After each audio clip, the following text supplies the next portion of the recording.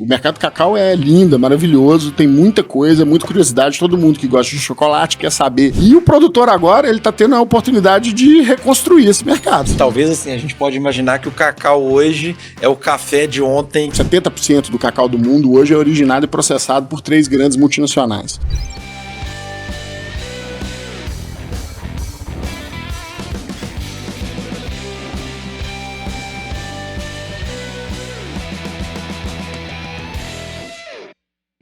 A diretoria é uma realização Tecnimethods, método de verdade. E patrocinada pelo Grupo Fleury. A gente cuida, você confia. Med Senior, plano de saúde para bem envelhecer. Muita gente que nos acompanha ainda não está inscrita no nosso canal, você acredita?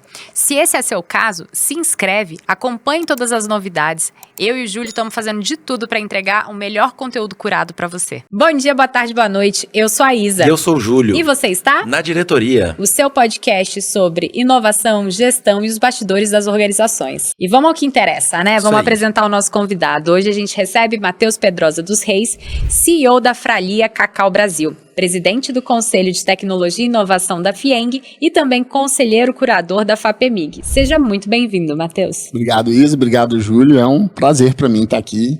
Vamos lá. Matheus, assim, mercado de cacau é um mercado super conservador, tradicional, e você fala muito, né, disrupção, você é presidente do Conselho de Tecnologia da FIENG. O que é esse disruptivo num setor tão tradicional? O que você tem visto acontecer, tanto no mercado quanto na Fralia? Traz pra gente essas novidades aí. Como toda commodity, como toda cultura agrícola, né? Você tem algumas coisas que são de tradição mesmo, que estão sendo passadas de geração em geração. O que a gente procura inovar, basicamente, começou como modelo de negócio. Então, é tentar entender uma estratégia onde a gente pudesse usar muito das tecnologias digitais, dos canais de comunicação. Outra coisa que a Fralia ela está tentando fazer no mercado, acho que com certo êxito, é trabalhar um pouco a educação, né? O mercado do cacau é lindo, é maravilhoso, tem muita coisa, muita curiosidade, todo mundo que gosta de chocolate quer saber de onde que vem, como é feito, etc e tal, mas tem muita coisa para além disso, da tecnologia do produto, de como ele é aplicado, de como você pode usar melhor todos os derivados do cacau.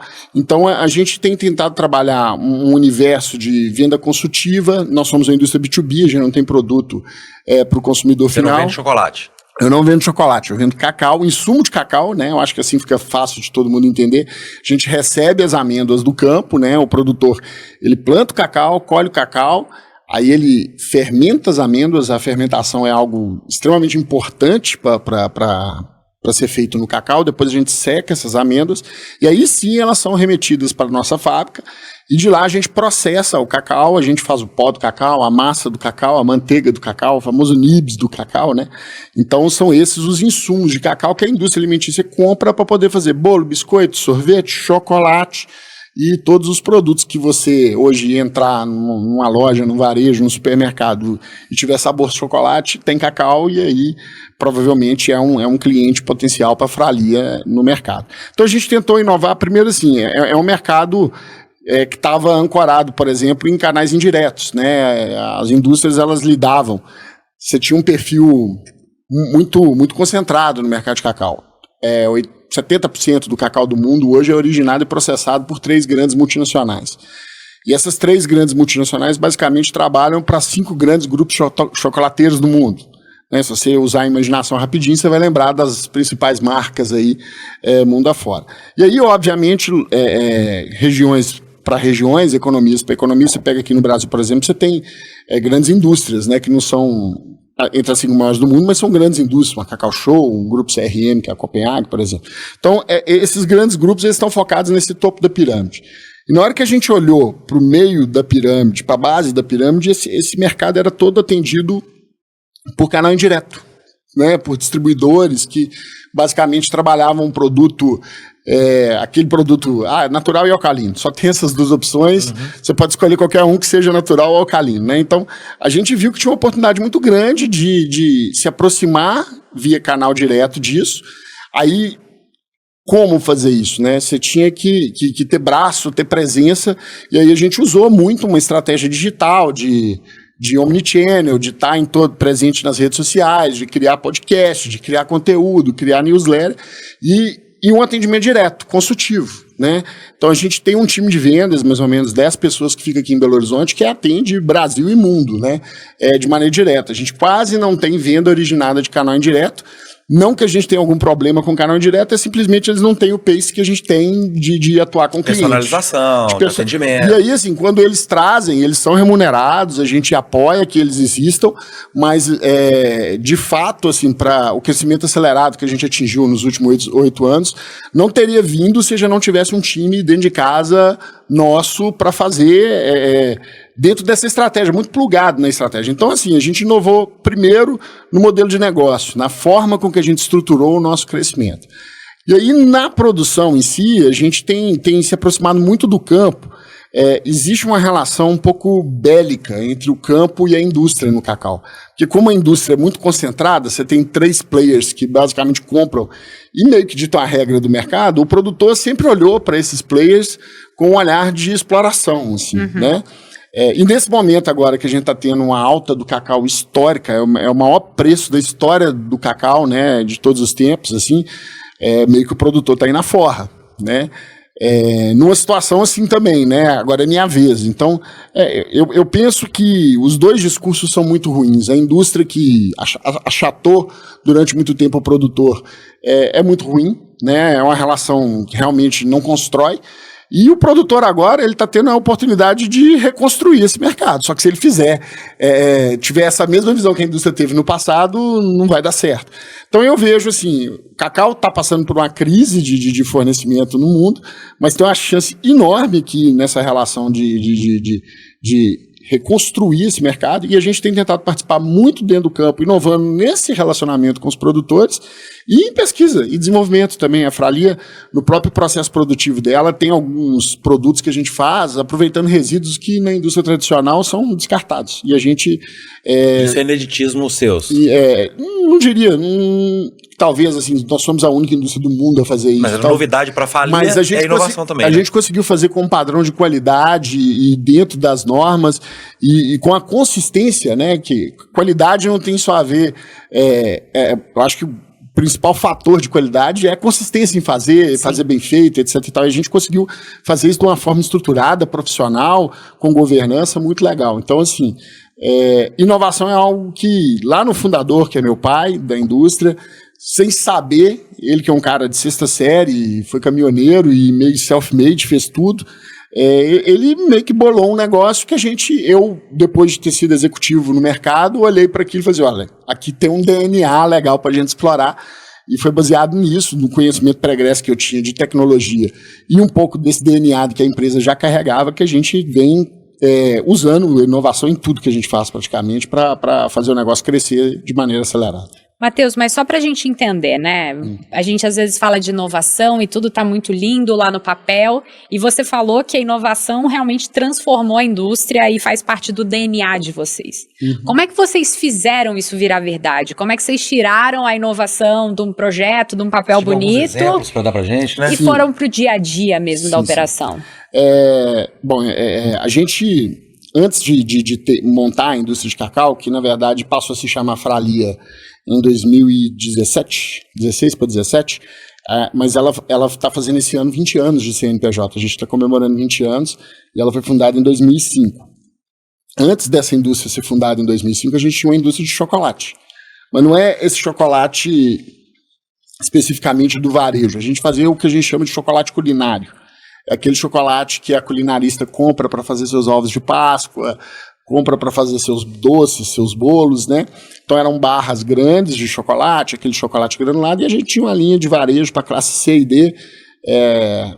Todo mundo que teve infância mais ou menos da minha idade vai lembrar da famosa bolinha do guarda-chuvinha. A gente fez aquele produto. A gente fez aquele produto, o famoso chocolate parafina, né? A gente chegou a fazer durante muito tempo ele. E aí o meu pai precisou vender esse negócio. E na época que ele tinha essa indústria, o mercado ainda era essa foto de hoje. Extremamente concentrado, extremamente uma relação difícil com médias empresas, ou seja, o mercado, o que sobrava era das indústrias como a gente não comprava pouco, a gente já comprava uma carreta por mês de cacau, que é muita coisa, assim, é um volume razoável. Mas a indústria, assim, olha, o preço é esse, aí a gente, ok, beleza, tá fechado. Aí no outro dia você chegava para carregar o caminhão, o cara falava assim, não, mas mudou a cotação, você tem que depositar mais tanto, porque senão você não carrega o caminhão. Era coisas desse tipo. E meu pai falou, olha, quem fabrica chocolate está na mão de 3 grandes fornecedores, é o do cacau, o do açúcar e o da gordura, que aí, se o chocolate for nobre, ele vai ter manteiga de cacau, então é o mesmo fornecedor de cacau, e se for um chocolate culinário como esse, eles utilizam o que a gente chama de gordura vegetal fracionada, né, que é um análogo da manteiga do cacau, que está muito em alta agora por causa do preço do cacau de novo, né, vários chocolates que o consumidor normal comprava no supermercado, agora pode pegar a embalagem, vai ver lá, doce sabor chocolate, né, porque não é mais chocolate, por causa do preço do cacau. Então, hoje, meu pai precisou vender esse negócio, mas na época ele já estava fazendo uma pesquisa assim, bom, Brasil tem cacau, eu tenho que dar um jeito de comprar in natura e fazer a minha matéria-prima, porque senão eu não vou dar conta de crescer o negócio dessa forma. Ele vendeu esse negócio e na negociação surgiu a oportunidade da gente continuar fornecendo cacau para quem comprou. Foi uma negociação muito dura. Meu pai queria um pouco mais do valor negociado e não estava conseguindo. Falou, bom, então eu faço o negócio pelo preço que você está querendo, mas você vai fidelizar um volume de cacau aqui comigo e eu vou te atender. Que a gente já produzia o nosso próprio cacau, mas produzia só para a gente. Bom, esse cliente é cliente nosso até hoje. Olha que interessante. São 20 anos de relação com eles. E eles basicamente foram o primeiro cliente da antiga Imperial Cacau, que hoje é a Fralha Cacau. E daí surgiu o nosso negócio, a gente veio desenvolvendo, mas assim, meu pai precisava de um cacau barato, então ele começou a negociar na Bahia, basicamente, resíduo de cacau dessas indústrias, o cacau que não era classificado e que a indústria não processava. E para dar grau alimentício, para dar um padrão de qualidade para esse produto é muito difícil. E aí foi daí que começou mesmo, assim, porque se você pensar no mercado tradicional e a barreira de entrada para você entrar com um produto do jeito que é feito tradicionalmente é praticamente impossível, né? Porque você tem 3 grandes players que tem influência direta no preço que é vendido o cacau no mercado, né? Uma sentada de mesa dos 3 pode mudar o rumo do mercado. Então você tem uma barreira de entrada grande, foi assim que meio que na inventividade a gente conseguiu meio que furar essa barreira, mas a gente ainda está muito longe de ser alguém na escala que esse pessoal tem, que é global, né? A gente hoje imagina que a gente seja algo em torno de 1,5% do mercado, 1,5% do mercado nacional, e a gente está com um plano de expansão agora para tentar chegar a 5% do mercado nacional, que aí já é um ponto significante, né? Então, a gente começou, assim, tanto que a nossa linha de produção hoje, ela é uma linha de produção, basicamente, o fluxo produtivo nosso, quem entende de cacau entra na nossa fala e fala, não entende. Porque fala assim, mas não é assim que é feito, né? Na verdade, a gente teve que... Fez um novo processo. Repensar o processo, e o nosso processo é diferente de tudo que tem no mercado hoje. Legal. Isso tem o ônus e o bônus. É difícil, às vezes, você andar sozinho, né? Mas, por outro lado, conferiu a gente alguns diferenciais competitivos. A gente, nessa ampliação agora, vai até ter o processo que as maiores indústrias do mundo usam, mas a gente não vai matar o processo anterior, porque ele dá algumas flexibilidades para a gente de balanço de insumos muito interessante, né? E parte da inovação nossa e do diferencial industrial nosso também está nesse processo. E aí, falando assim, claramente de inovação de processo, né? Inovação, seja de produto, processo, serviço, tá claro, até tá no conceito legal, lá no marco legal de inovação, que inovação é aquilo que gera competitividade, ganho de eficiência. Como é que é esse processo novo, assim, o que ele dá para vocês de diferencial, até para o pessoal entender o conceito aplicado, né? O que realmente mudou de uma coisa para outra, o que é o processo A, o processo B, e por que o seu processo é mais ou menos eficiente, o que ele dá de diferencial competitivo para você? Perfeito. Quando você recebe a amêndoa de cacau na indústria, a indústria tradicional faz a limpeza, a torrefação, depois descasca essa amêndoa, ela tem aquela películazinha em volta dela, e essa película é descartada como biocombustível, vai para a caldeira para ser queimada. E aí se transforma, depois da torrefação, no nibs. Nibs nada mais é do que a amêndoa torradinha e já quebradinha, né?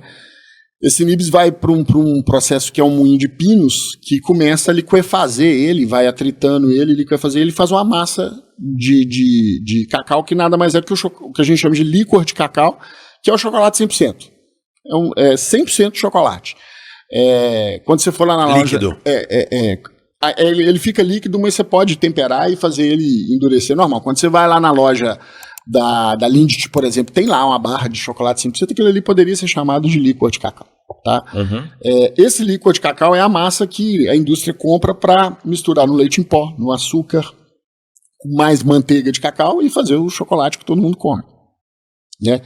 E aí esse líquor, seguindo o processo, ele vai para uma prensa hidráulica, onde ele é prensado, e ali se separa manteiga, que é o óleo do cacau, e a massa que sobra, parcialmente desengordurada, é o que a gente chama de torta de cacau, que é a que vai fazer o pó. Então, eu passei pelo processo e expliquei onde está o nips, onde está o líquor, e do líquor é feito manteiga e pó. O nosso processo, ele é um pouco diferente. A gente não precisa fazer líquor para fazer manteiga e pó. A gente pode, direto da amêndoa, fazer uma prensagem, uma extrusão, e tirar óleo e tirar a torta sem precisar fazer o líquor. Então, a indústria tradicional, ela precisa necessariamente de fazer os 3 produtos e decidir qual que é o balanço de material que ela vai ter depois. No nosso caso, a gente opta nisso antes. Então, na hora que eu estou fazendo meu PCP, eu consigo não ficar pendente de um produto em estoque sem estar coberto com ele de venda. Eu consigo decidir a minha estratégia de produção, basicamente, sem ter que sobrar produto na prateleira antes dela acontecer. PCP, para quem nunca ouviu esse termo, é Planejamento e Controle da Produção, viu, pessoal? Só para quem nunca ouviu. E aí, de fato, você está falando de um ganho de eficiência aí, menos desperdício de material, eventualmente. Sim, você consegue ter uma produção talvez até mais, não sei, é uma produção mais on demand, assim, você consegue encaixar realmente produção com demanda de uma forma mais fluida. Mas isso foi investimento em maquinário, foi criação de um novo processo? Foi criação de um novo processo e, assim, se eu falar uma coisa para vocês, assim, acho que o gênio da coisa não sou eu, tá, gente? É meu pai, porque 70% das máquinas que a gente tem hoje dentro de casa foram fabricadas pela oficina da empresa. É loucura. Que legal. É uma máquina assim, isso aqui eu preciso de algo que faça assim. Aí tem algo parecido no mercado, compra aquela carcaça que tem e vamos adaptar aqui dentro e vai funcionar. E foi mais ou menos assim que a coisa foi. A gente está começando aí a gente, o passo que a gente deu de profissionalização há 8 anos atrás foi começar a ter parceiros externos que faziam um projeto sob a nossa engenharia, né? Para fazer equipamentos mais robustos. A gente fazia sob encomenda. A gente falava, a gente quer algo assim, e aí, em vez de comprar algo e reformar, a gente já estava fazendo do zero, mas com engenharia nossa, né? E tem uma outra inovação do processo em si, do todo, é que, assim, nos dias atuais o preço do cacau está altíssimo. E uma coisa que eu falei que vira biocombustível, aquela películazinha, a gente tem todo um processo desenvolvido dentro da Fralia de aproveitamento daquela película. Então a gente tem algumas linhas de produto que a gente consegue fazer blends da película com a torta e fazer um produto extremamente interessante em preço. Ele é mais rico em fibras, então para algumas aplicações ele é fenomenal. É um produto sensacional que evita um desperdício, né? Pra vocês terem uma ideia, coisas malucas assim, a gente tem que importar esse insumo porque a indústria do Brasil não vende pra gente, porque exatamente não quer que esse produto chegue ao mercado, mas a gente acredita demais na viabilidade desses blends de cacau, principalmente na atualidade, e é algo que nos confere também um diferencial competitivo interessante. Legal, e assim, tem um episódio que a gente fez com a Ju Crepaldi da UFMG, pra quem não conhece aí, que a gente dá uma aula de propriedade intelectual lá. E te ouvindo falar, né, da criação de equipamentos próprios, etc. e tal, isso era uma preocupação de vocês? Vocês chegaram a proteger alguma coisa, desenho industrial, isso é uma preocupação para vocês? Ou por que sim, por que não? Eu tô muito dentro da UFMG, da FIENG, né? E quando eu comecei a ir lá para dentro da FIENG, quando eu assumi o negócio da família em 2017, eu tive uma preocupação imediata de querer proteger isso. E depois eu fui entender como é que o sistema de patentes funciona. E basicamente, quando você deposita uma patente, você também está depositando a descrição do seu processo, da sua tecnologia de maneira pública, né? E até que sua patente seja protegida, aquilo ali está depositado de maneira pública, etc. e tal. Então a gente entendeu que não era a melhor estratégia para a gente. Vocês optaram pelo que a gente chama lá de segredo industrial, né? Exatamente. Ou seja, a gente optou. Você não revelou a fórmula, igual a Coca-Cola. Exatamente. A gente hoje. Aí você pode me perguntar assim, pô, Matheus, mas esse podcast é um concorrente, você pode assistir e querer fazer a mesma coisa que você. Não é tão simples, né? E a gente mantém isso como segredo industrial, até por isso nós não estamos num grande centro produtor cacaueiro, a gente está aqui em Minas Gerais, acredita muito que essa cadeia produtiva do cacau que nasce em Minas Gerais, a gente tem incentivado ela tem um futuro brilhante, né? E é nisso que a gente está apostando.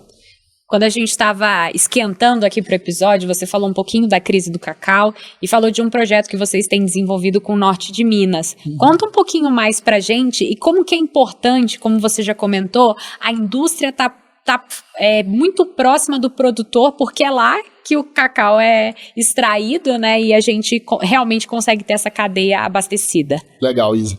Essa é uma oportunidade legal até da gente falar, porque assim, eu falei dos 3 grandes do mundo, né? Essas empresas, esses grupos, eles têm uma capacidade de investimento absurda, né?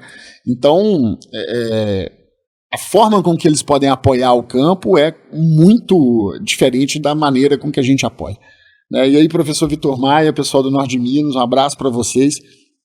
Existe um projeto no Norte de Minas que nasceu dentro da Unimontes, foi apoiado pela FAPEMIG, né? Está sendo apoiado pela FAPEMIG, está sendo criado até um centro de tecnologia do cacau no norte de Minas. Que legal. E hoje o norte de Minas já tem 500 hectares.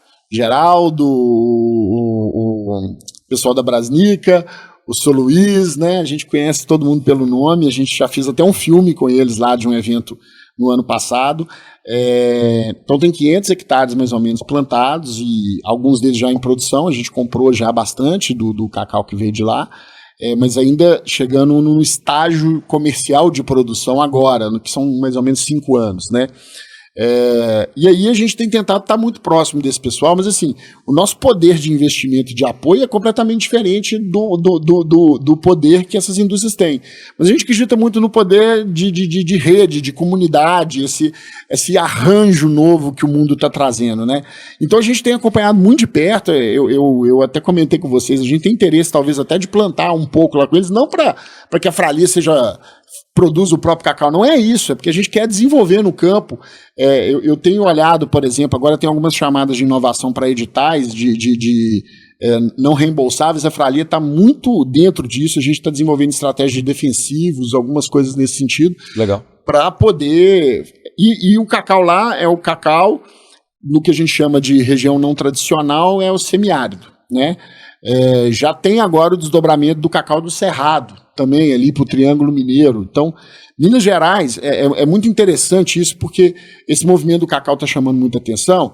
E quais são as novas fronteiras? Você tem já implantado e com a volumetria de onde vem o cacau brasileiro, sul da Bahia e Pará.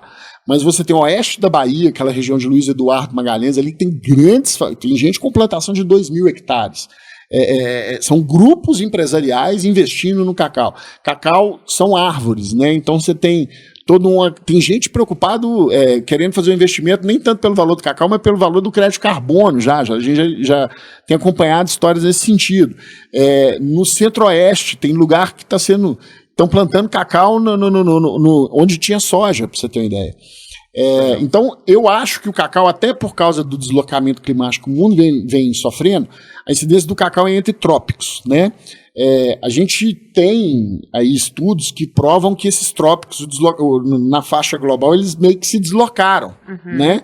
Então, essas regiões mais ao sul, elas começam a ser viáveis para o plantio do cacau. Aí tem gente falando, por exemplo, cacau em São Paulo. Tem cacau em São Paulo. São Paulo eu acho que tem 100 hectares, né? Muito pouco. Minas Gerais já tem 5 vezes que São Paulo tem e vai ter mais. Então eu não sei, assim, eu acredito muito que Minas Gerais já vai ter produto até com selo de cacau de Minas aí acontecendo, não demora não. E você estava comentando nos bastidores também, assim, nós estamos num momento em que o cavalo está passando arriado aqui na nossa frente. Por quê? 70% do cacau do mundo vem da África. Costa do Marfim, Gana principalmente. Costa do Marfim, Gana, Nigéria, né? Mas principalmente Costa do Marfim, Gana. Lá eles estão... Por que o cacau entrou nessa crise? A gente tem desde final de 2023, safra 23-24 e agora 24-25, uma quebra importante, da ordem de mais de 40% do estimado pelo mundo, né? E aí o preço entrou em disparada. Por que veio essa quebra? É problema climático? Também, não é só isso. Muita gente tenta resumir nisso, mas não é só isso. E lá não foi falta de chuva. 23, 24 teve excesso de chuva. É o contrário. Mas aliado a isso, eles estão convivendo com um problema que é uma doença que afeta não o fruto, mas a árvore. Então você tem já registros de que 30%, 40% do plantio lá está comprometido. Fora isso, estão começando a achar minérios ricos onde está plantado cacau. Então eu tenho uma foto muito interessante lá na Fralia, depois eu posso até mandar para vocês, que são os cacaueiros plantados e entre um e outro, buracos, literalmente, do pessoal minerando. Né? Gente. Isso é um problema para a cultura e da estrutura econômica, social e de tecnologia. Né? O cacau na Costa do Marfim, em Gana, é um produto estatizado. O governo determina qual que é o valor daquela temporada que ele vai pagar para o produtor e o produtor é obrigado a entregar para o governo e é o governo que vende para as indústrias. Então, essa não é uma estrutura para o mundo mudando, com mudança de clima, com a necessidade de tecnologia que vai sustentar um mercado que, por exemplo, de chocolate, eu estou falando só de chocolate, não estou falando do uso do cacau em nenhuma outra atividade, fonte que são diversas, mas o mercado cacau, se você for buscar registros, ele cresce em 2 dígitos há mais de 15 anos. Vou dar um dado aqui para vocês caírem para trás. O maior país consumidor de chocolate do mundo é a Alemanha, em torno de 9,3 kg por ano per capita. Olha. Né? O Brasil, ele chuta quanto seria do Brasil? 8? Não. Eu chutaria menos. O Brasil é 3,5 kg. 3,5 kg. Só que se você isolar a região sudeste, que tem um IDH mais próximo do europeu, a gente chega em 5,200, tá? A Argentina é 5,200. Então a Argentina é um mercado menor do que o nosso, mas per capita eles consomem mais chocolate que a gente. E é engraçado que esse dado é usado do consumo de chocolate per capita para também relacionar com o IDH. Quanto mais desenvolvido o país, mais consome chocolate. Tem estudos sobre isso, mas aí é só uma curiosidade. Agora, chuta quanto é na China. Gente. É porque se subir, explode o mercado. Não faço ideia. 200 gramas per capita. Não, quando eles resolveram comer chocolate, então? China e Índia é mais ou menos a mesma coisa. Se a gente falar que a China dobrou o consumo de chocolate dela para 400 gramas, você não vai comer mais chocolate. Então, chineses, por favor, não mantenham a dieta sem chocolate, por favor. E eu falei que o mercado cresce a 2 dígitos no mundo, mas quando eu estou falando do mercado de chocolate na China crescendo, é igual o mercado de café está crescendo lá, que eles também não consumiam café.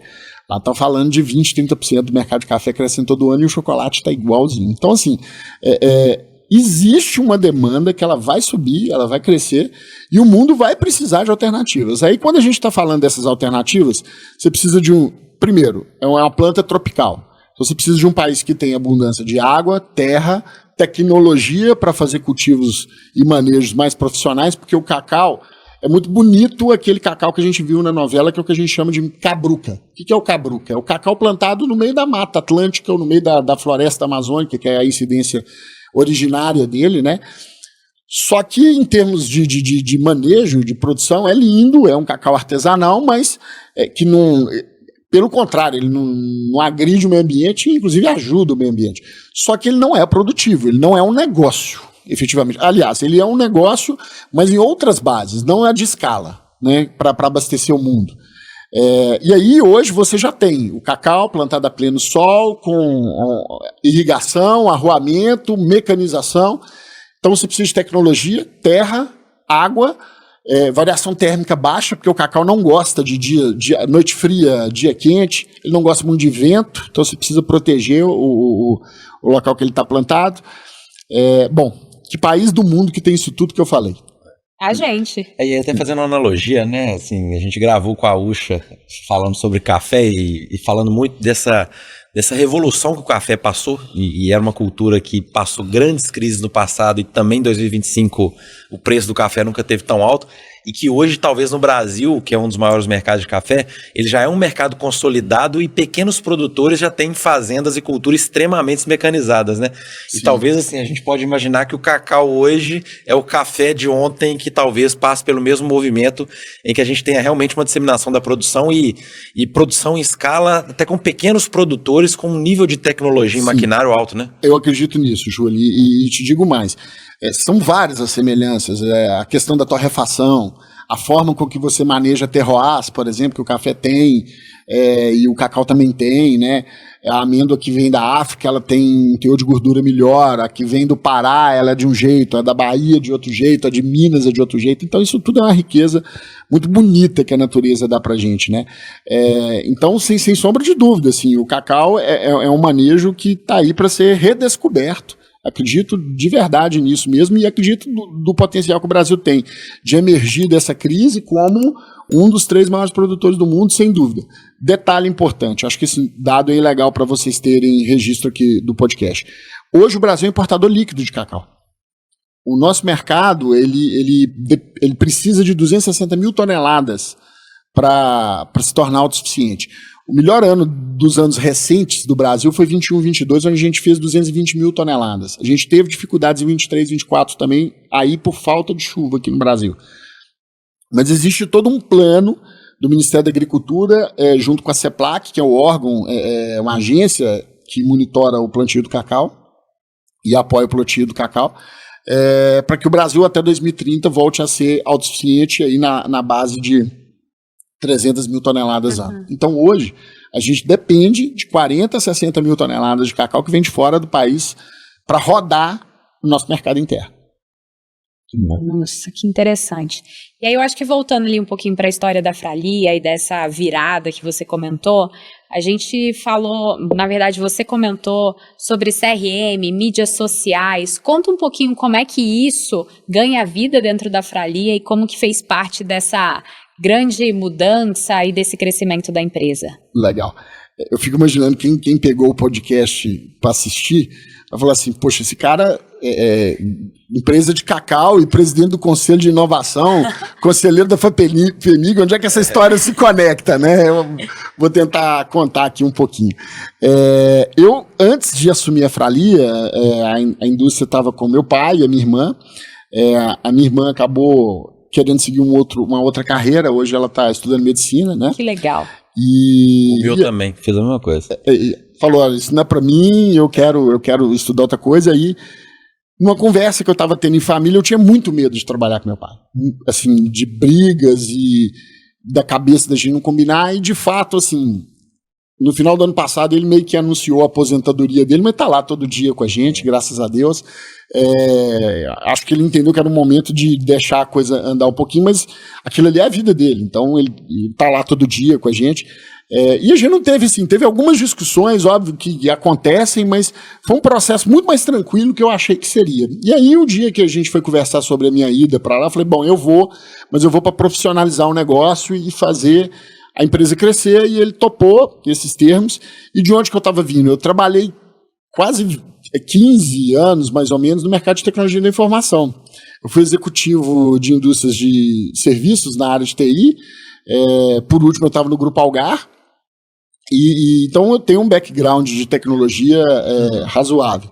E na época que eu vim para a Fralia, foi quando estava começando a surgir esse boom de economia exponencial, digitalização e os movimentos de inovação, os centros de inovação sendo formados dentro das empresas, e eu meio que era um dos entusiastas dentro do Grupo Algar lá para tentar fazer essas coisas acontecerem. Eu sempre gostei muito eu fui diretor de vendas, então os processos de vendas, o CRM, a forma como toda a tecnologia estava construindo um novo horizonte para a área comercial, aquilo me encantava. E aí, quando eu vim, eu falei assim, bom, agora eu vou fazer do meu jeito, né? E aí, foi a partir dessa visão estratégica que eu falei no início, que eu falei, agora eu preciso usar a tecnologia para me habilitar nesse game aqui, né? E aí a gente montou toda uma estratégia digital mesmo, com CRM estruturado, a gente implantou um ERP, a gente acabou agora de fazer, na semana passada, a virada para um novo software de ERP lá, E aí a própria consultoria que está nos atendendo falou assim, olha, eu nunca vi isso aqui, ninguém usar a CRM do jeito que vocês usam. A gente vai no uso intensivo do CRM mesmo. Que legal. O vendedor nosso, ele tem um cockpit que ele senta em frente ao computador e ele sabe o que ele vai fazer no dia, hoje, amanhã, depois. Eu, do meu celular, consigo ver a operação funcionando perfeitamente, com todos os indicadores. Então, a gente montou realmente assim, o estado da arte. Eu não diria que é perfeito, porque realmente não é. Porque isso é um ciclo de melhoria contínua mesmo que você tem que estar fazendo, porque o mercado te ensina todo dia. Ele reage às coisas que você faz e você tem que ir acertando. Mas a gente montou realmente um modelo muito interessante, juntando um pedacinho de cada coisa que eu lia e aprendia, que eu já tinha usado, e é por isso que assim, a gente é uma indústria de um produto, uma commodity, mas a gente conseguiu um modelo de agregação de valor em volta dessa commodity que traz para a gente alguns diferenciais muito interessantes. E aí, é isso, vocês têm um posicionamento que é muito diferente da maioria vou chamar aqui das médias empresas, né, no Brasil. O que trava esse ciclo de inovação nas médias empresas hoje? E é isso, assim, e o que a gente deveria fazer para destravar isso? Não sei se como FIENG, como FAPEMIG, vocês têm discutido isso, mas assim, aonde estão, quais são os principais gargalos, assim, para as médias entrarem no jogo? Perfeito. Você acabou de me dando a oportunidade de acabar de responder o que eu tinha falado, né? Onde é que entra essa história de conselho? Em 2020 eu estava na Fralia e eu vim num grande grupo que tinha comitês, tinha diretoria, a gente tinha uma estrutura de governança. McKinsey, Deloitte, todo ano lá ensinando a gente a fazer alguma coisa. A Universidade de Algarve, para quem não conhece, é uma das referências nacionais de universidade corporativa, então eu tinha uma estrutura em volta de mim e de repente eu olhei pro lado e falei, e agora? Né? Eu tava eu lá numa empresa onde que a gente teve que fazer todo um processo de recuperação, porque ela estava realmente endividada, muito mal, e eu quase levei a Fralia para o Espírito Santo, que aí eu fui buscar alternativas, a gente tinha uma dívida tributária alta na época, e aí eu esbarrei num amigo meu que estava reestruturando o FIENG Jovem, que é um programa de formação de liderança da FIENG. Eu vi na rede social dele e falei, eu quero participar. 2020 isso. E aí eu entrei no processo seletivo, passei, depois teve o processo seletivo para diretoria, passei, e aí, todo mundo lembra, 2020, pandemia, né? E aí a gente teve que fazer o trabalho todo remoto, online, mas aí eu fui aprendendo e conhecendo o que tinha dentro da FIENG, até que depois, 2021 foi essa gestão do Humberto, depois o presidente Fábio me convidou para ser presidente do FIENG Jovem, eu fiz uma gestão 22 e 23, e aí no final dessa gestão, ele me chamou para uma conversa e falou assim, Matheus, você é muito inovador, você é muito criativo, e a gente precisa florescer isso mais no ambiente da indústria, e eu gostaria de uma pessoa no comitê, no Conselho de Tecnologia e Inovação, não que fosse da área de tecnologia e informação, mas que fosse um empresário industrial que tivesse essa dor legítima e com o seu background, eu queria que você me ajudasse a destravar isso aqui.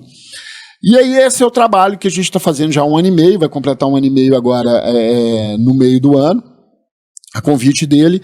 E qual que é o diagnóstico que a gente tem, tá, Julisa?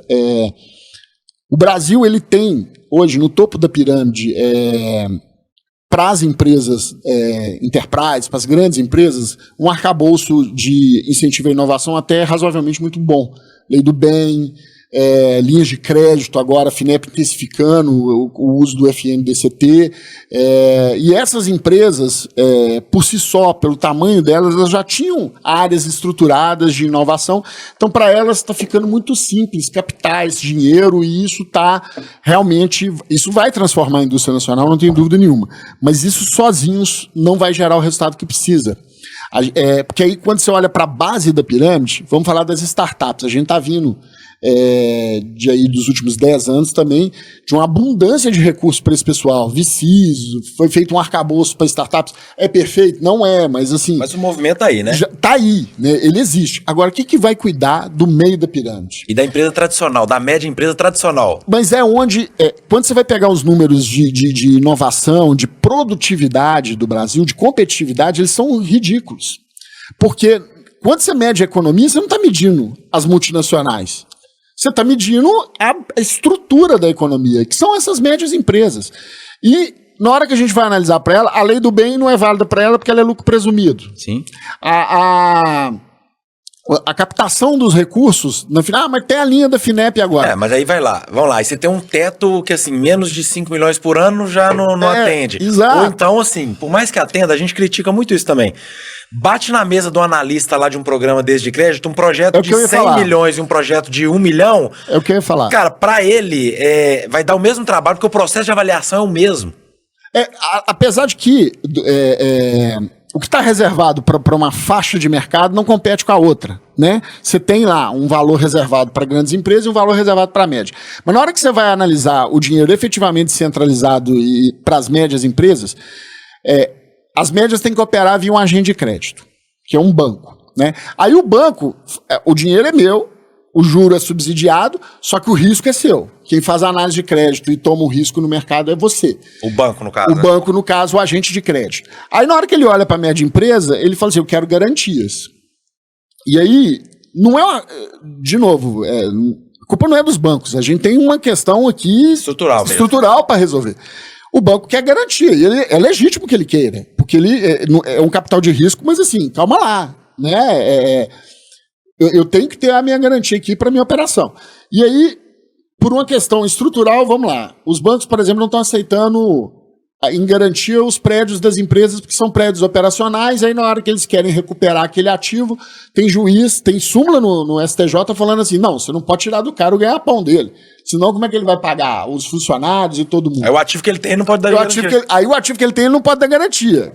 Por isso que eu falo, o dinheiro chega para os grandes grupos, porque assim, ativo é o que não falta numa grande empresa, né? Uma multinacional.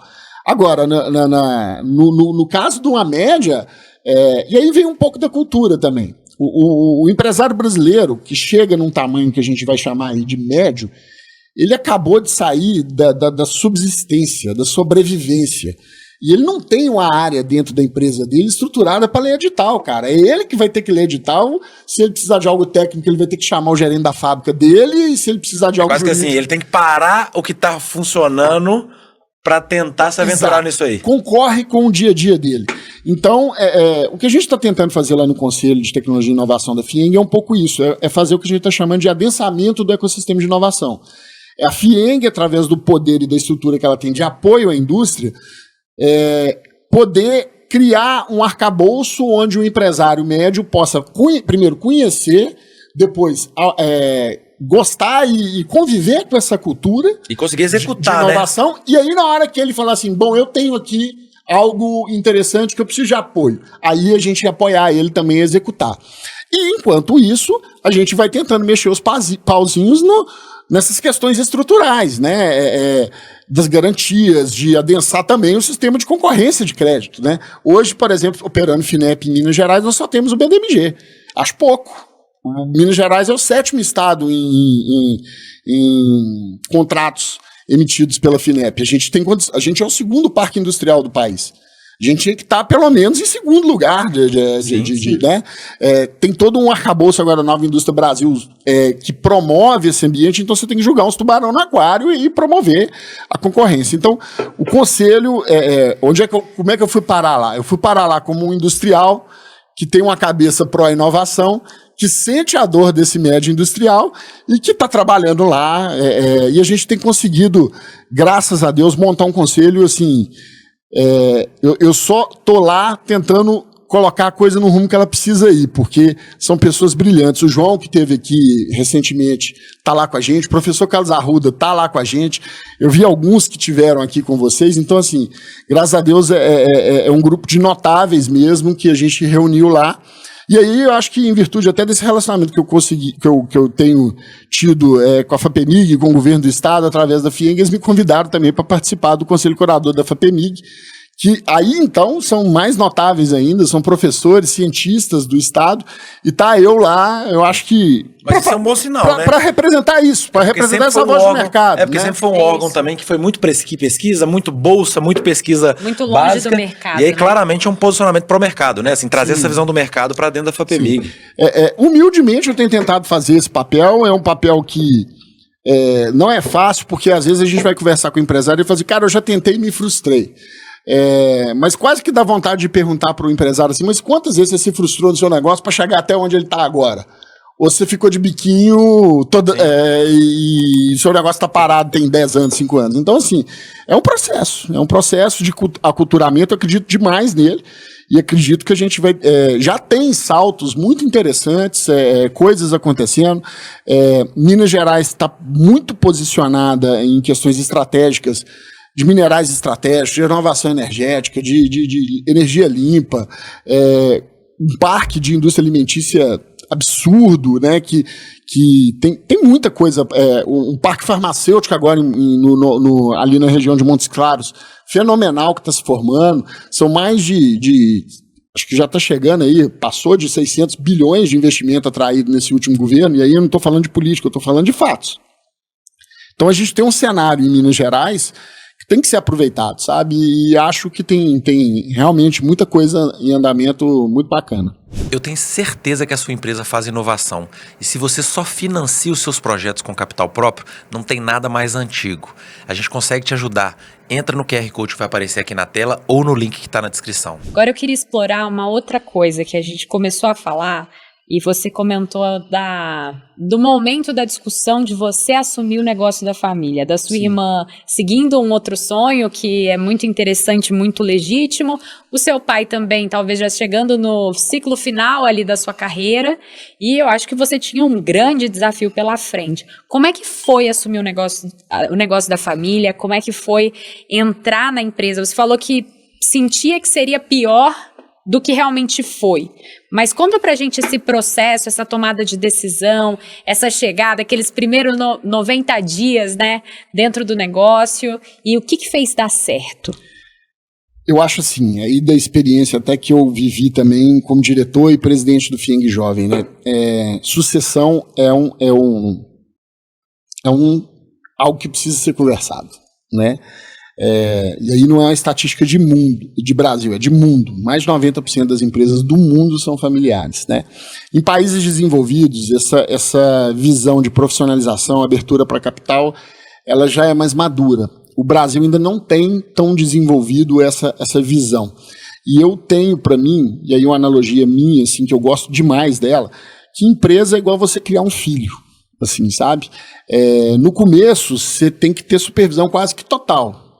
Né? E a criança também, né, a sua empresa, ela é meio egoísta, né? Ela vive no mundo dela ali, meio que olhando para si, porque ela começa a formar ali as questões básicas de entendimento de quem ela é, né? À medida que ela vai crescendo, naturalmente, ela vai criando a sua personalidade mesmo, né?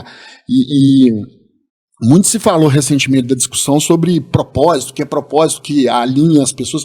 Eu acho que o propósito claro e declarado, ele realmente movimenta, mas é a cultura que está por trás desse... Aliás, o propósito nada mais é do que uma manifestação da cultura e vice-versa, né? Então, assim, essa cultura que está ali tácita, ela é muito importante ser entendida. Eu mesmo, como meus amigos brincam que eu sou muito mineirinho, como quieto, chego... Eu tenho isso da minha característica, eu não gosto de chegar... E tem gestores, por exemplo, que gostam de fazer os 90 dias que você falou, né? Olha, agora a regra é essa, é assim que a banda vai tocar. Eu já sou um pouco diferente, eu gosto de ir respeitando o local, né? E pensa assim, eu vindo do Grupo Algar, na época que eu assumi a Frali, a gente devia ter 20 e poucas pessoas, e eu começo a falar de DRE, CRM, de Big Data. As pessoas iam olhar para mim e falar assim, o que esse maluco tá fazendo aqui, né? Por falar isso pro meu pai. Então eu tinha que traduzir na simplicidade do dia a dia o que a gente ia fazer. Olha, eu preciso criar aqui uma forma gerencial de enxergar os números da empresa. E a gente começou, assim, foi muito engraçado. O Marcos, que é meu sócio lá na Fralia hoje, ele é CFO da empresa, partnership nosso, a gente recebeu, quando a gente chegou, um planilhão corrido de contas a pagar e contas a receber. E a contabilidade era um fake. E aí você fala assim, isso é um absurdo. Não, isso é a realidade de... 99% das empresas. É loucura. E aí, assim, essa profissionalização da gestão, o poder que a gestão tem, poucas pessoas conhecem. Porque às vezes elas estão lutando pela sobrevivência mesmo. Eu não estou aqui julgando ninguém, não. Então, se eu fosse fazer esse papel de julgar, né, de falar, ó, vocês fizeram tudo errado, a empresa tá aí. A gente ia perder um tempo e, assim, o que a gente precisou fazer na Fralia não foi simples. A Fralia, eu acho que eu só consigo traduzir isso em números, né? Quando eu assumi a empresa, ela faturava 5 milhões de V8. Isso tudo curto prazo. Então, assim, ela era um negócio inviável, né? Faturava 5 milhões ano. Passados 8 anos, a gente fatura mais do que isso por mês e deve nada. Então, em 8 anos, a gente transformou o negócio com gestão, com tecnologia e respeitando os momentos do meu pai. Assim, ficou muito claro que ele queria manter naquele momento ainda a capacidade dele de trabalho, estava ligada à genialidade que ele tem na produção. Então, eu não procurei entrar na produção, eu coloquei, através de ferramentas de tecnologia, formas de eu enxergar o que estava acontecendo, mas sem ferir a autonomia dele. E, naturalmente, eu acho que foi daí que a gente evitou muito conflito, porque, assim, em alguns momentos é normal do empresário da geração dele duvidar até do número, né? Sim. Falar assim, alguém inventou isso aí. Isso é mentira. Eu escutei isso, eu reunião de conselho. Esse número aí vocês inventaram, esse número não existe. Teve uma vez que a gente teve uma discussão de um produto que a gente queria descontinuar, e era um produto que, assim, quem comprava eram os clientes muito antigos do meu pai, lá de trás, até da indústria de chocolate.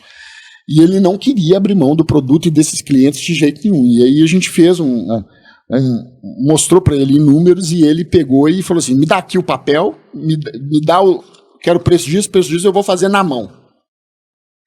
E aí ele foi fazer o preço na mão. E aí o Marcos, muito preocupado, né, porque ficou tenso, eu falei assim, calma, Marcos, deixa. E aí no final, na hora que ele acabou de fazer a conta, não, ficou mais caro. O preço dele ficou mais caro. Então, assim, tem horas que as coisas elas levam um tempo para acontecer, e eu acho que, se eu pudesse dar um conselho aqui sobre sucessão, é que o jovem saiba esperar o tempo, o kairos da coisa, né, o tempo certo. Né? Porque tem hora que não é a hora, né? E não adianta ir pro embate, porque não vai dar certo. Mas eu acho que tem outro insight que é super legal também, que é, assim, que você falou, né? Você conduzir essa conversa de uma forma, né? Entender no momento de você entrar, mas com dado, com evidência também, né? Assim, sim. Eu acho que se você vai muito abrupto e vai muito assim, não, nós temos que fazer isso, talvez você assuste quem está do outro lado. Se for confronto de opinião, primeiro é confronto de opinião, e segundo, tem uma estrutura hierárquica familiar que ela vai se sobrepor à profissional da empresa. Porque você permitiu que isso acontecesse. O que eu tentei fazer o tempo todo foi entender isso. Eu não posso, a minha estratégia de lidar com meu pai sempre foi, eu não posso deixar que a estrutura nossa familiar, e meu pai é um cara autoritário, centralizador, é o jeito que ele...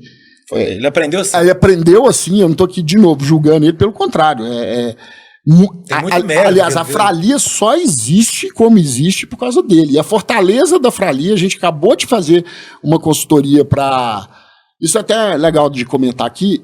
Quando eu assumi a empresa, eu não fiz visão, propósito, missão, valores. Eu falei assim, vai ter o tempo certo de fazer isso também. Porque eu não me sentia legítimo de escrever algumas coisas no papel, pregar na parede da empresa e falar, é isso.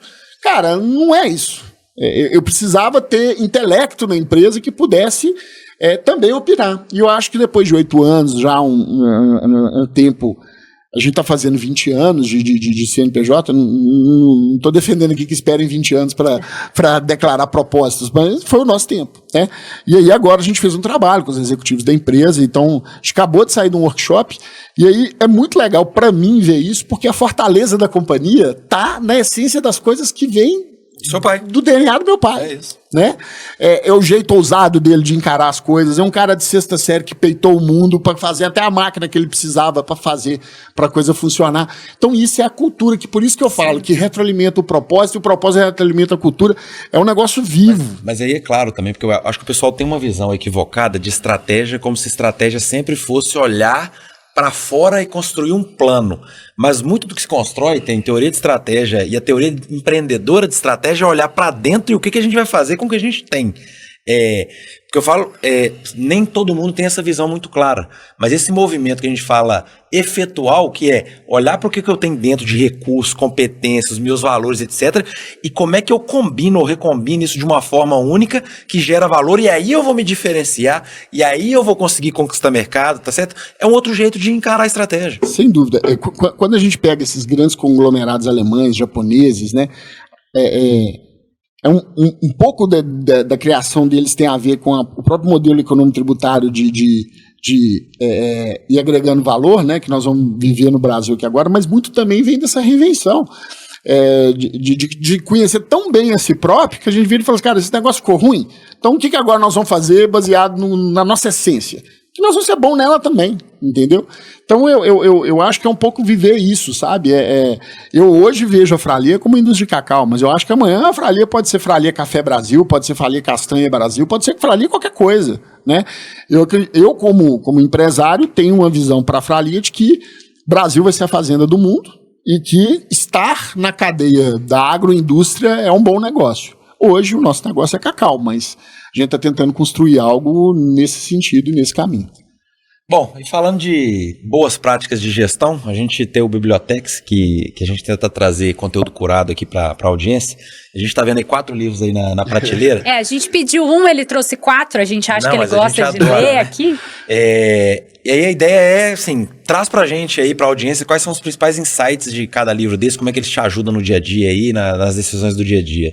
Quando a Thaís me chamou para fazer esse quadro, né, e ela falou que eu tinha que trazer um livro, eu falei assim, porque assim, se eu falasse aqui dos livros de management, liderança normal... Encher essa sala. E tem uma coisa muito legal, assim, você comentou, eu gosto de ler livro, mas nem tanto. Eu leio o tempo todo, eu gasto tranquilamente umas 2 horas de internet, mas não é de rede social, não, de estudo por dia, tranquilo. Que legal. Assim, eu leio sobre tudo o tempo todo. E tem coisa que ainda não... tem conhecimento hoje disponível que ainda não está nem estruturado em livro, né? E depois vira livro, é muito legal. Mas uma coisa que eu sempre curti muito foi a maneira com que a gente se conecta de uma história que a gente lê no livro. Então, eu trouxe aqui duas situações assim, de autores até aqui do Brasil, para tentar ser um pouco menos clichê, mas já sendo, né? Um livro é de uma pessoa que, assim, eu li o livro, depois eu me conectei com a pessoa e falei, cara, esse cara é sensacional. O nível de genialidade que ele tem na simplicidade é um absurdo, que é o Rick Chester, né? Até trouxe aqui, ó, o livro dele para mim está até autografado aqui. Eu tive o prazer de ter ele na palestra da FIENG. E o Rick, assim, para quem estuda sobre inovação, sobre empreendedorismo, sobre técnicas de liderança, é impressionante como é que você conversa com ele, você vai conectando isso no high level. Não é à toa que ele foi parar em Harvard para palestrar. E é um conhecimento assim, ele não leu, cara, ele não estudou, né? Ele não leu. Ele viveu. Ele viveu, e aí ele botou no livro. E assim, eu tentei fazer uma escolha não muito óbvia pro pessoal, porque assim, talvez eu chegar aqui e falar dos livros mais tops aí de management, beleza, todo mundo... Mas esse livro é um livro que quem for empresário e lê vai se sentir menor, porque esse cara é tão grande que ele ensina muito. Eu gosto demais do livro dele, já li algumas vezes e recomendo para todo mundo. Um outro autor, até aqui da nossa Belo Horizonte, que eu gosto demais, meu amigo, membro do conselho lá na FIENG, é o Gustavo Caetano, do Pense Simples. Eu gosto do Gustavo, assim, porque essa maneira de pensar simples é o que vem do Rick, é a genialidade que vem da simplicidade, né, dos insights. O Gustavo é mestre nisso e eu brinco até que com algumas pessoas, quando eu vou recomendar o livro do Gustavo, eu falei assim, cara, o Gustavo ele foi um iluminado na maneira com que ele pôs algumas coisas aqui, né, ato mesmo de inspiração pura, porque é a mesma simplicidade, é a mesma essência aqui dos 2 livros que eu estou falando, que eu acho que mostra, quando a gente está falando de coisas aqui que eu falei que a gente tem na Fralia, nada nasceu de high-tech, foi simplesmente observação simplicidade e aplicação, assim, como que a gente vai fazer isso funcionar rápido, barato e para atingir o objetivo que a gente quer. E aí, eu acho que esses 2 livros orientam bem nesse sentido.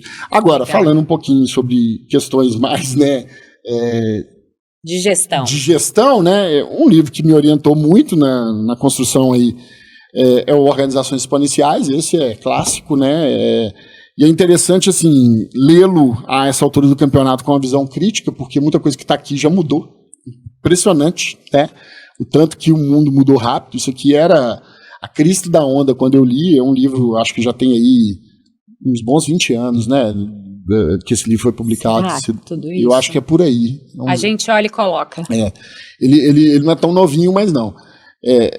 Singularity University, e assim, é um livro que, se você conseguir lê-lo com a visão crítica, você vai ver que tem coisas que já não são mais... O que dá um exemplo aí pra gente desses contrapontos. Vou dar um exemplo. Esse livro se conecta muito com Blitzscaling, que é um outro livro, né? E aquela teoria do Blitzscaling, eu não acho que ela é válida mais, né? Tá provado que cash burn não é mais o melhor caminho no mundo de hoje. Então, estou dando só um exemplo para, assim, exponencialmente até quando, né? E não é para todo negócio. Será que seu negócio te permite um crescimento exponencial? Ele paga o custo de crescer? Porque uma coisa de gestão que pouca gente sabe quantificar e ver é o seguinte: eu estou crescendo acelerado. A princípio, isso é excelente notícia, né? Mas o meu negócio me dá uma margem suficiente para eu crescer acelerado sem me endividar de forma que eu me enforque? Gente, crescer acelerado é a coisa mais fácil que tem. É você falar pro cliente assim, aqui, ó. É barato. Vem aqui, compra um na minha mão que eu te devolvo 2. Você cresce, de hoje para amanhã. Então, os pontos, assim, isso veio da economia digital, mas como trazer isso para a economia real? Então, eu acho que um pouco do que a gente fez na Fralia foi enxergar desse ponto. Agora, um que é antigo também, eu vou até tampar aqui porque eu ganhei, foi de uma empresa, esse Big Data aqui, ó, como extrair volume, variedade, velocidade e valor na avalanche de informação cotidiana.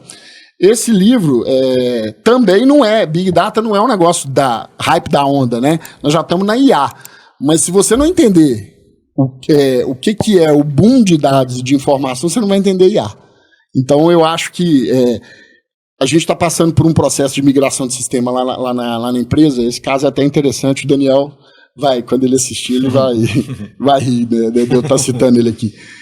A gente optou por não fazer migração de dados. A gente lançou os pedidos que tinham para serem executados no CRM sistema novo, na mão, né? E aí eu deixei o Daniel tocar isso, aí um dia eu falei assim: Daniel, mas todos os pedidos agora estão com o mesmo dia de lançamento. Quais são os pedidos que estavam feitos no ano passado, no mês passado? Não, mas não vai fazer diferença. Eu falei: vai sim. Aí você vai ver. Aí ele falou: me dá um exemplo. Eu falei assim: não, você vai ver. Aí na sexta-feira, toda sexta-feira a gente tem um boletim que é o corte da semana de vendas. Aí na hora que ele puxou o corte da semana, o corte tava gigante, né? Aí ele coçou a cabeça e falou assim: já entendi. Então, por que eu estou citando esse caso?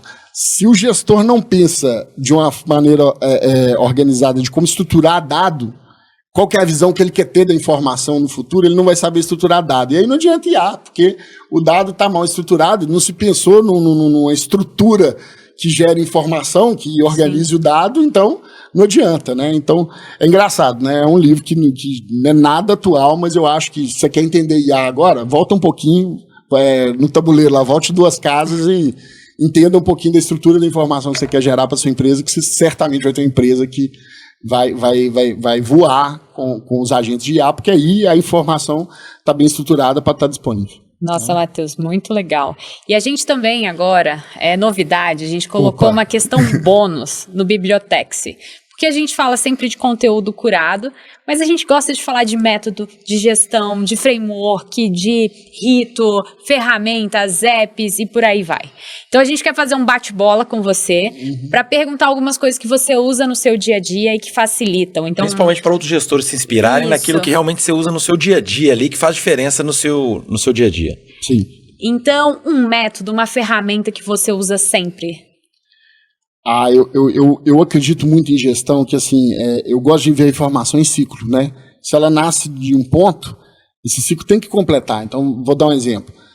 Se você tem um número de venda, faturamento do seu mês, Aí na hora que você vai quebrando para baixo as estruturas, né, do quanto que produziu, no final das contas o número tem que fechar. Porque se não fecha, você tem um problema. Então, é muito interessante o Marcos, às vezes a gente se pega em discussão, eu começo a desenrolar o número e depois eu vou somando ele de volta para ver se ele fecha. Porque fazendo dessa forma você vê claramente onde é que ele está vazando, né? Outro dia, esse caso é interessante, a gente estava analisando um resultado numa DRE, vendas performando super bem, acima do esperado. Aí a gente falou, vamos ver a rentabilidade, os tickets médios acima do orçado. Aí vamos ver o custo de produção. Compramos melhor do que estava orçado. Produzimos mais barato do que estava esperado. Aí no final... A margem estava pior. Não, a margem estava ruim. A gente falou assim, não... Qualquer gestor simplista falaria assim, é feito de estoque, alguma coisa, mês que vem corrige, né? Você falou, não Na hora que a gente fez esse ciclo e começou a ver, a gente falou assim, cara, tem um vazamento aqui e é de produtividade. Só que se a gente não fizesse isso, a gente só ia pegar esse vazamento de produtividade talvez 90 dias depois e fosse tarde demais. Com o preço do cacau que está hoje em dia, então a gente teve que ir lá pro chão da fábrica, com o número na mão, e falar, olha, aqui tem um negócio que precisa performar 15% melhor. Se não performar 15% melhor, a nossa margem vai embora aqui, nesse processo de extração aqui. Então é muito interessante você pegar o número, desconstruir ele e depois reconstruir. Pega o Lego, faz igual seu filhinho pequeno faz em casa, quebra ele todo e depois monta a casinha de novo para ver se ela vai montar. Porque se ela não montar, você já vai saber a pecinha que está faltando. Rituais da Fralia. O que é sagrado lá e que você sabe que gera impacto assim, final no negócio? Nós temos uma reunião que acontece, faça chuva, faça sol, comigo ou semigo, toda segunda-feira, 1h da tarde, que é a nossa reunião de ponto de controle semanal, RPS, e ela passa por todas as áreas. A gente começa analisando vendas, passa por forecast, passa por confrontação de orçamento, e vai na logística, vai no contas a receber, vai na produção. Então, esse é um ritual sagrado de alinhamento que acontece toda semana, segunda-feira, 1h da tarde. Mas é um ritual em cima de indicadores? Só para a gente entender, assim, cada área apresenta seus indicadores, se está dentro ou fora, como é que é? Perfeito. É um panorama que a gente já estruturou, né, e como que ele foi construído, né?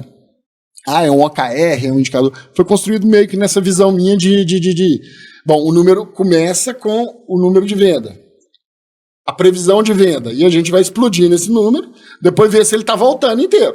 Você vai passando na DRE ali, ponto a ponto, e as áreas vão explicando cada um dos pontos. Os gerentes de conta vão falando da carteira deles, quem está respondendo, e a gente tem um tripé de qualidade de venda, que a gente analisa o número de venda, que é o faturamento, a emissão de tonelagem, porque não adianta nada eu fazer um faturamento, por exemplo, pode ser um efeito de bolsa.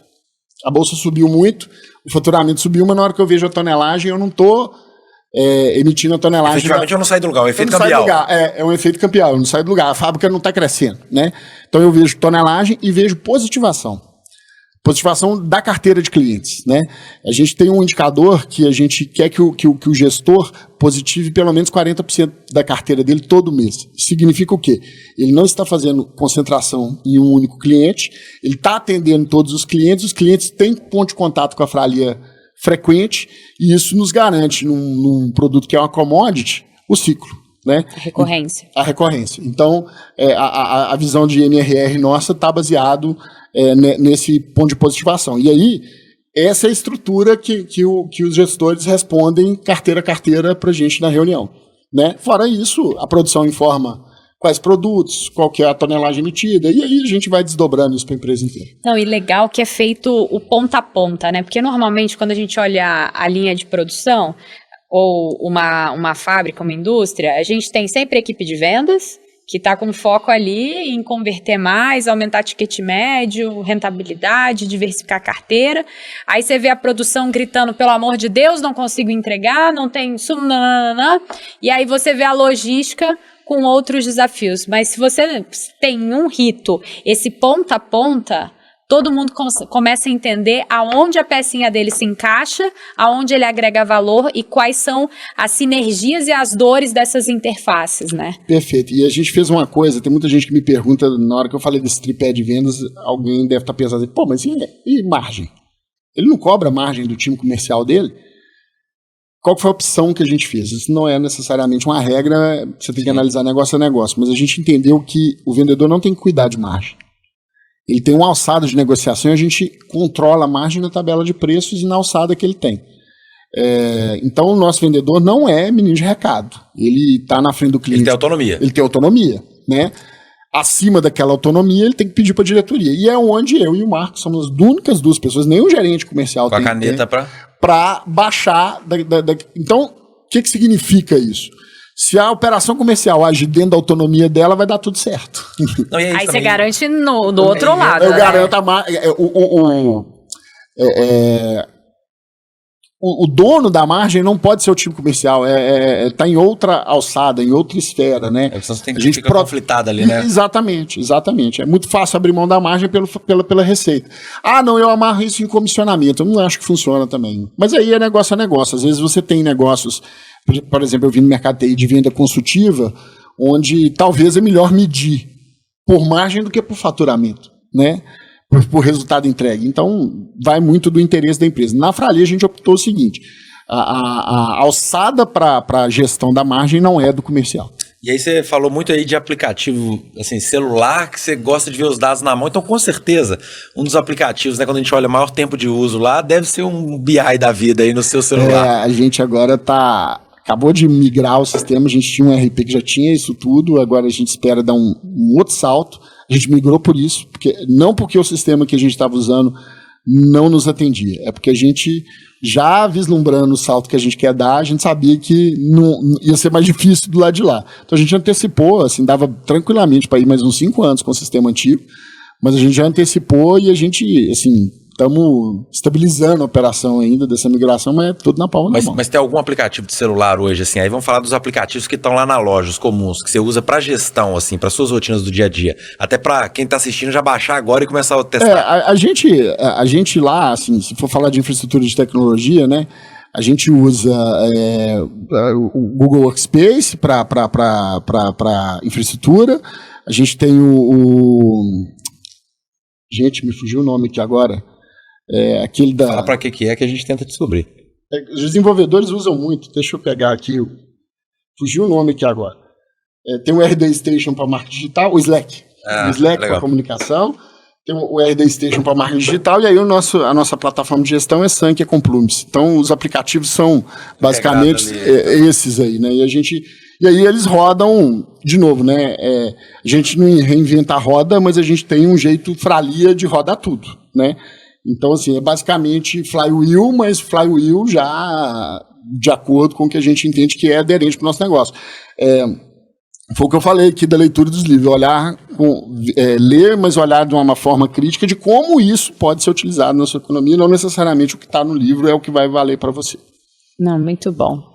É isso, a gente vai ficando por aqui da nossa agenda de hoje. A gente agradece muito, Matheus, pela presença. Muitíssimo, foi ótimo. Foi ótimo, assim, aprender contigo, que a gente possa ajudar esse mercado a prosperar juntos aí, que esse episódio chegue a muita gente. Então, obrigado por estar aqui com a gente. Obrigado, eu que agradeço a oportunidade, né, e se alguém que estiver assistindo depois quiser entrar em contato, a gente tem o maior prazer de compartilhar. Tem algum e-mail de contato da empresa aí que você pode deixar aqui?